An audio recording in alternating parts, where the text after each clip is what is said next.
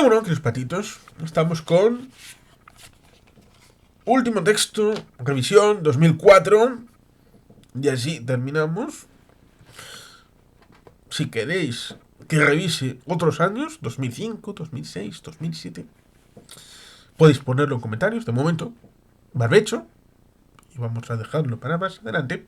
En su caso, o si no hay interés, lo dejamos aquí. Artículos de un servidor que opinaba en 2004. Y vamos con, precisamente, 2004, 1106. Arafatlandia. Seguramente este va a ser el más polémico de todos.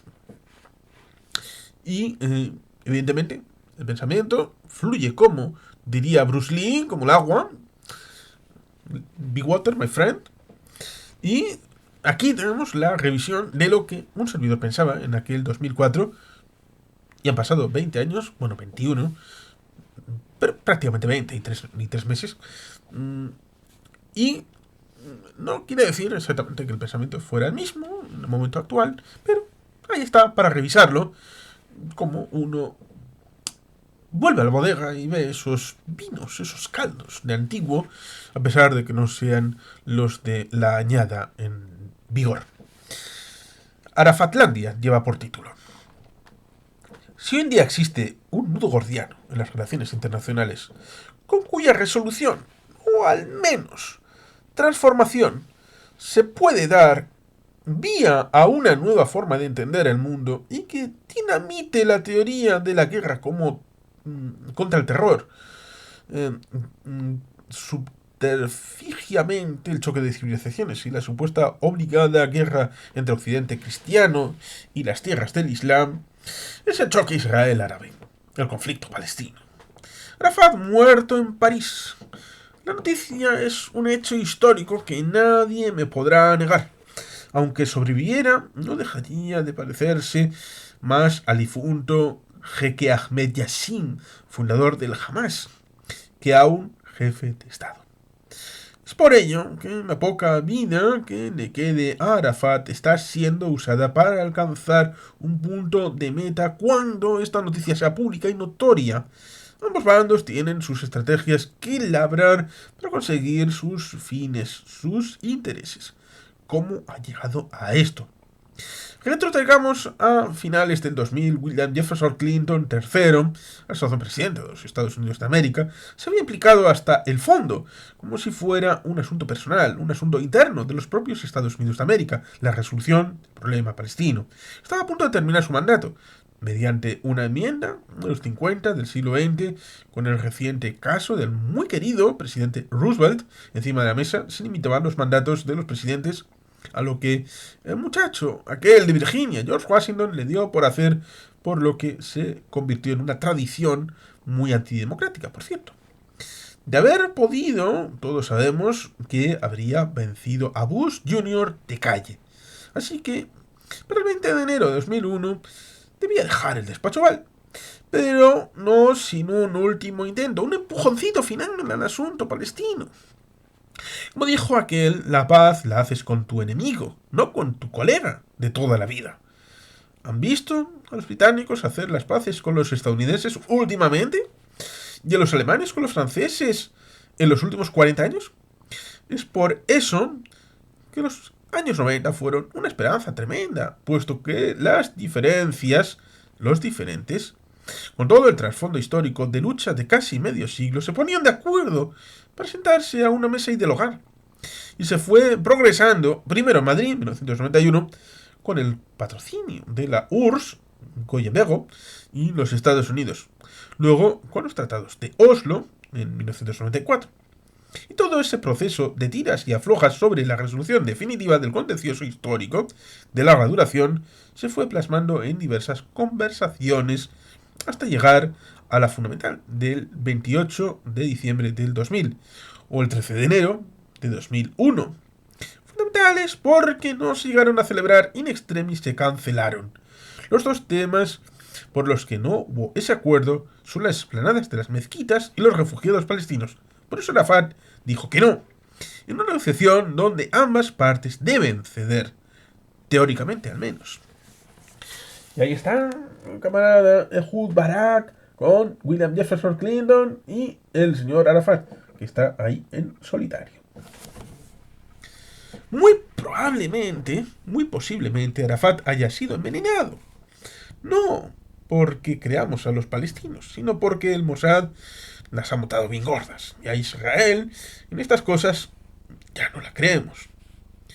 Por eso, vemos factible, de entrada, las argumentaciones de todo aquel que nos insinúe que la han vuelto a hacer. Algo parecido al 11S o al 11M. Luego hay que ver cuál es la verdadera naturaleza del tema. Y de seguir el mismo hilo deberíamos echarnos a temblar. Pensemos, Arafat fue reducido en su mucata de Ramal a finales de 2001, poco después del 11S, casi como si lo tuvieran planeado.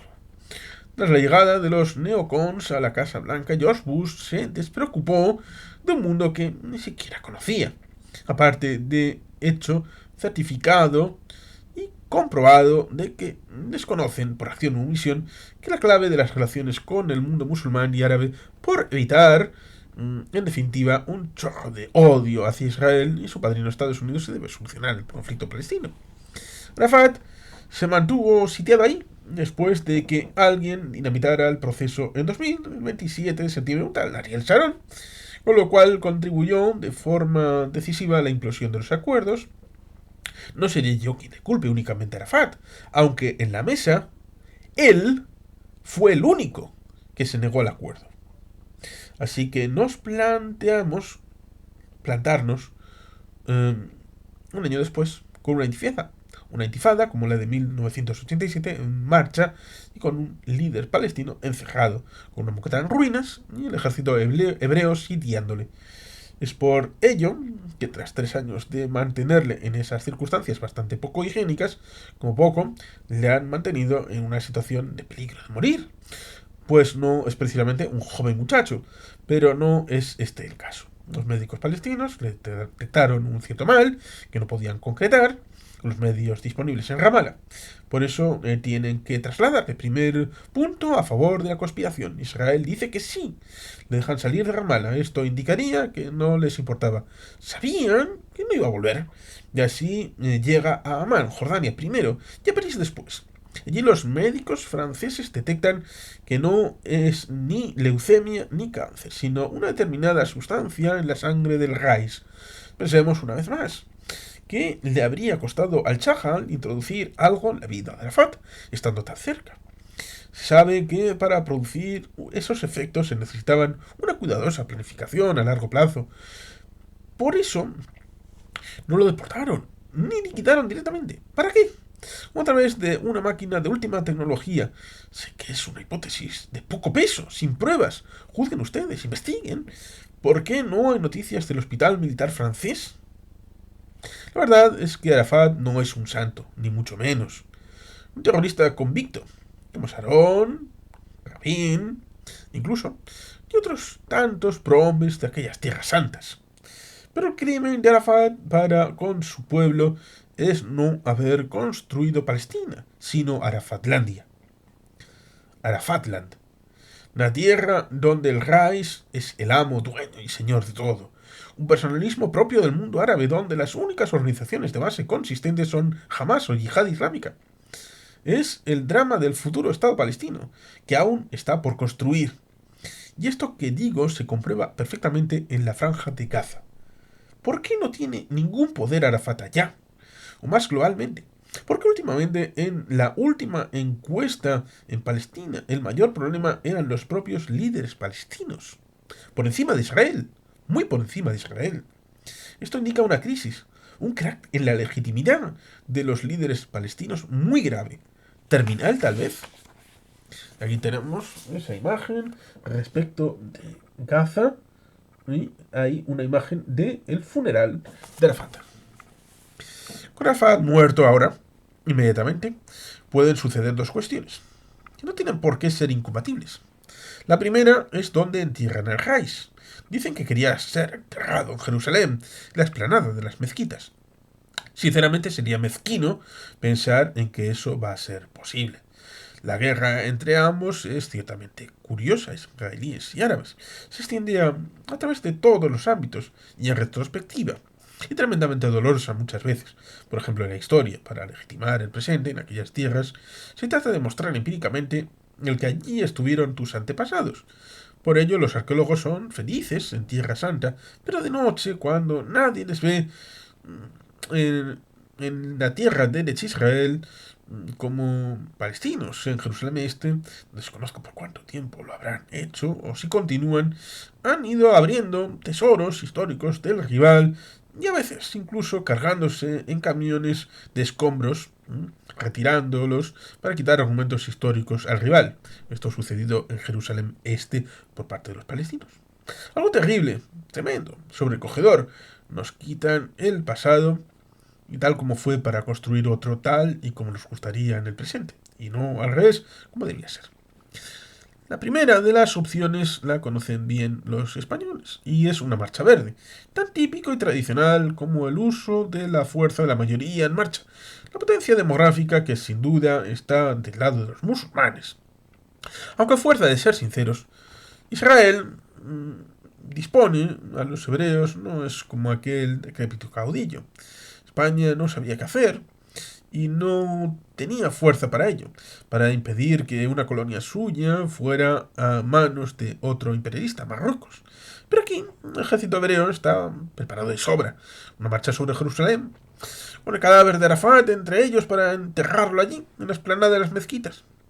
La otra opción es una lucha diplomática, conseguir que se reúnan en un funeral de Estado todos los jefes de Estado del mundo musulmán, árabe y amigos de Francia.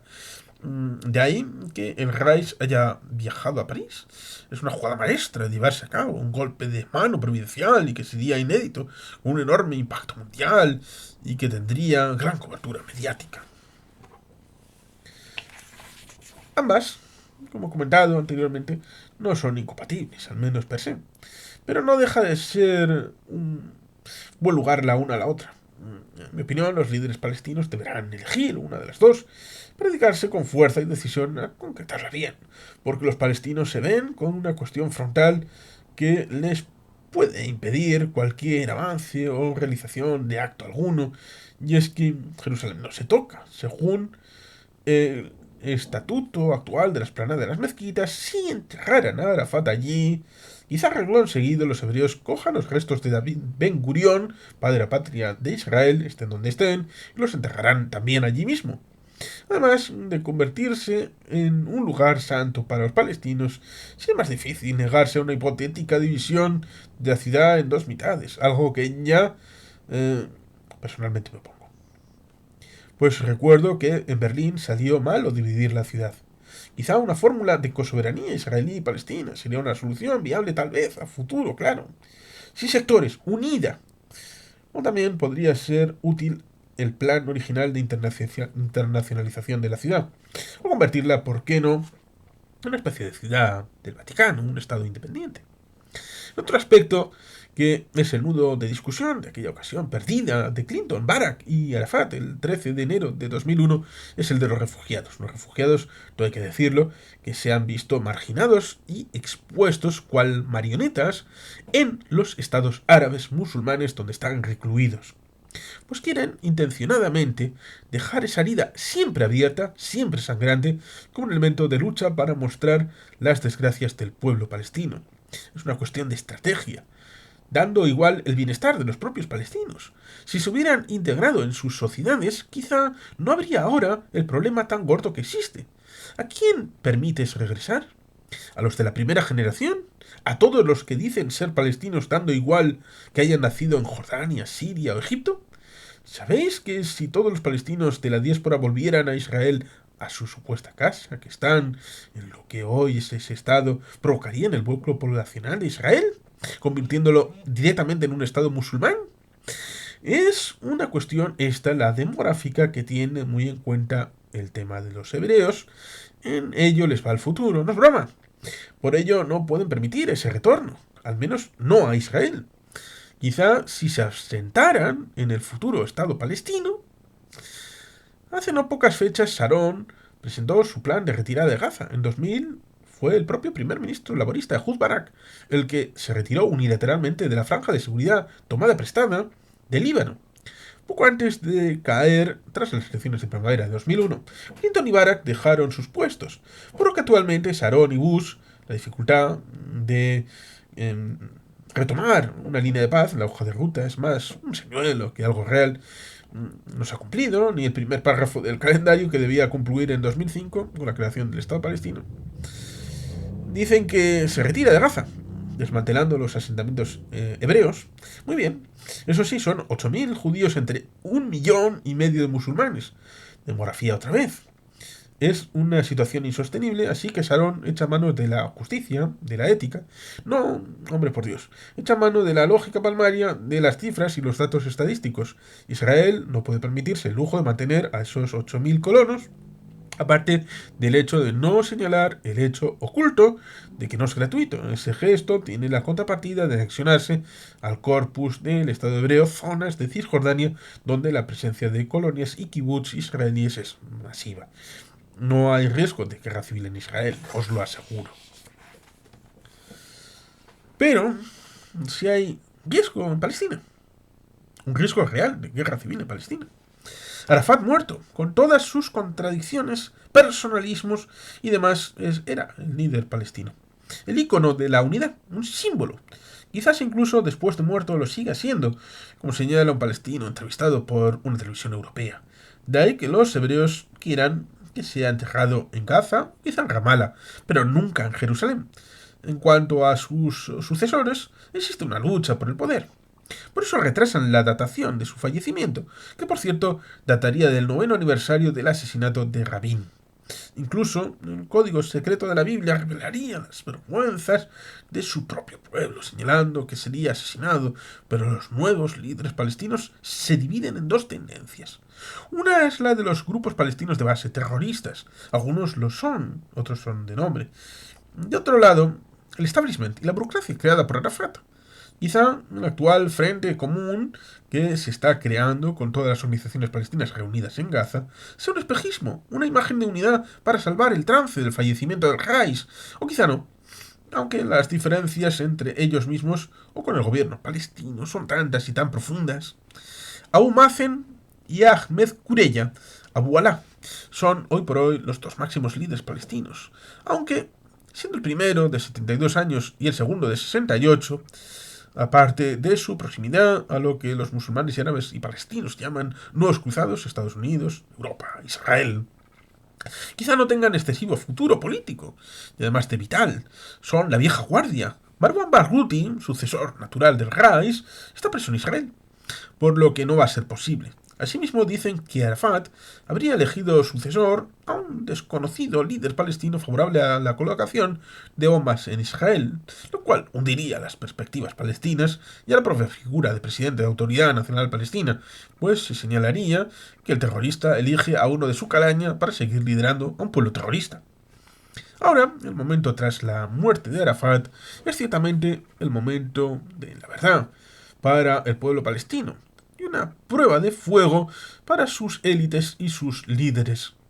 De lo que hagan ahora depende su propio futuro, pero no solo su futuro en concreto, ni el de los israelíes, sino el de toda la región, y el de las relaciones con el mundo islámico, pues desactivar el gran contencioso palestino es un gran activo para el acercamiento, para el entendimiento en el Mediterráneo y entre Occidente y el Islam. Ahora es el momento de que esta transición que se está dando, públicamente o no, sea precisa y dé en el clavo. Porque si lo hacen mal, tal y como he comentado, los palestinos tendrán, sí, una guerra civil, y como he comentado, en un conflicto todas las partes deben ceder parte de sus exigencias para encontrar un terreno común sin perder las esencias básicas de su identidad, eso sí, una justa paz. De la que Arafat, con todo lo señalado, formaba parte más del origen que de su solución. Y ahí está la imagen de Ramallah y la Mucata.